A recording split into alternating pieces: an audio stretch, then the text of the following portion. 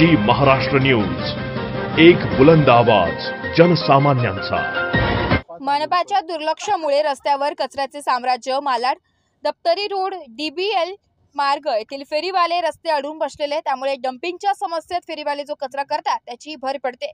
दप्तरी road येथे फेरीवाल्यांचे बसस्थान असल्याने वाहतुकीच्या कोंडीमुळे इथले सर्वसामान्य जेरीस आले। त्यात फेरीवाले दिवसभर आपला व्यापार करून रात्री सगळा कचरा पुन्हा रस्त्यावर टाकून जातात।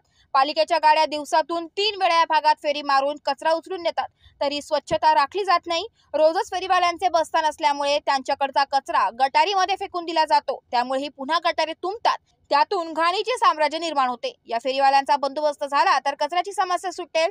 येथील काही अंतरावर युनिव्हर्सल शाळेचा प्रवेशद्वारासमोर घाण साचली आहे। परिसरातील काही फेरीवाले मुद्दाम येथे घाण करीत असतात, यामुळे विद्यार्थ्यांचे आरोग्य धोक्यात आले।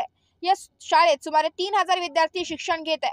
या ठिकाणी काही खोडसाळ फेरीवाले नागरिक रात्रीच्या वेळी प्रवेशद्वारात लघुशंका करतात, यामुळे सकाळी विद्यार्थ्यांना नाक दाबून शाळेत यावे लागते। एकूण या घाणीमुळे विद्यार्थ्यांचे आरोग्य धोक्यात आले। तसेच विद्यार्थ्यांच्या पालकांकडून कचरा फेकणाऱ्यांवर कठोर कारवाई करावी अशी मागणी देखील होते। जी महाराष्ट्र, मालाड।